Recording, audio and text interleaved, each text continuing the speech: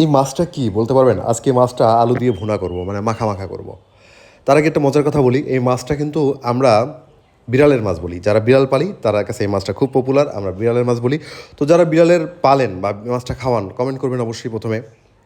আর যারা বিড়াল পালেন না তাদেরকে বলি, এই মাছটাকে আমরা বলি চাপিলা মাছ। আপনারা অনেকেই জানেন চাপিলা মাছ। আমরা যারা বিড়াল পালি আমাদের মানে মনে হয় যেটা বিড়াল খাই, বিড়ালের মাছ খাওয়া আমাদের নিজেদের খুব কম হয়। তারপরেও আমি মাঝে মাঝে খাই ভুনা, বা এটা বেগুন আলু দিয়ে রান্না করলে আমার খুব ভালো লাগে। তো আজকে চাপিলা মাছ দিয়া আলু দিয়ে মাখা মাখা করব, এটাই আমি আর আমার বউ দুজন মিলে রান্না করতেছি। না আমি পাশে থাকতেছি, ওকে জাস্ট অল্প অল্প হিন্স দিছি, ও নিজেই টোটালি করতেছে। তো এই যে আলুটা দেখছেন না কি সুন্দরভাবে ভাজা ভাজা করতেছি মশলায় প্রথমে, এটা কিন্তু খুব ভালো একটা স্মেল আসে। এরকম করে নিলে মশলাটা আপনি যত ভুনবেন বা ভুনা করবেন তত কিন্তু রান্নার স্মেল হয় সুন্দর। মাঝে মাঝে মনে হয় এরকমভাবে যে আলুর মতো কিছু মানুষকে ভাজতে পারতাম। আর এত কমেন্ট করে দেয়, মানে কথা নয় বাতা নয় এমনটা কমেন্ট করে দেয়, জাজ করে ফেলা একটা মানুষকে একটা কিছু দিয়া। যেমন আমি খাটে বসে খাই, এটা অনেকেই আমার সাথে সমর্থন যোগাইছে, তারাও খায়, ডাইনিং টেবিল থাকা সত্ত্বেও খায়, সেম আমিও। বাপের বাড়ি শ্বশুরবাড়ি ডাইনিং টেবিল থাকা সত্ত্বেও আমি খাই, আবার ডাইনিং টেবিলেও খাই। আমি যে খাই না এরকম না, ডাইনিং টেবিলেও খাই।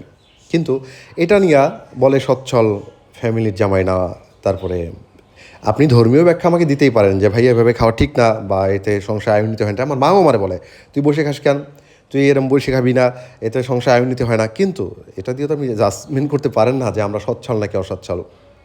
কারণ আমি দেখছি আমার খালা ফুপু এরকম যা জামাই আসলে বাড়ি সবাই বড় খাটেই দেয়, ডাইনিং টেবিলে খুব কমই বসে, সবাই মিলে খাটে গোল হয়ে বেশি বসে।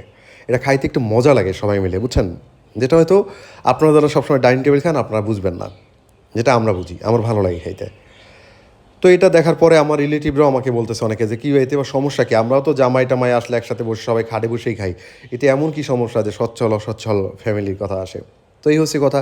আবার বিভিন্ন ধরনের কথা বলে, যে এত এজ করে কেন বিয়ে করছি, মানে কি আর বলি, এগুলো কমেন্ট শুনলে হাসিই পায়। যাই হোক অনেক কথা বলে ফেলাম, আজকে আসি খাওয়া নিয়ে। আজকে আমরা খাচ্ছি চিংড়ি মাছ ভুনা, শাশুড়ি আম্মা রান্না করে দিয়েছিল আমি আসার দিন। চিংড়ি মাছ, বড় চিংড়ি ভুনা, আর হচ্ছে চাপিলা মাছ আলু দিয়ে। আমার বউ ঝোল রাখতে বলছে, আমি কিন্তু একবারই মাখামাখা করে ফেলাই, কিন্তু ওটা ঝোল পছন্দ করে, হালকা ঝোল রাখছি। ঠিক আছে। আর এই দেখেন আমার বউ চিংড়ি মাছের ভিতর ডাল দিয়ে খাওয়া শুরু করে দিয়েছে। ঠিক আছে, আমি বললাম আমাকে চাপিলা মাছ দিয়ে খাও, বলে না আসলে কি ডালও বেশি পছন্দ করে।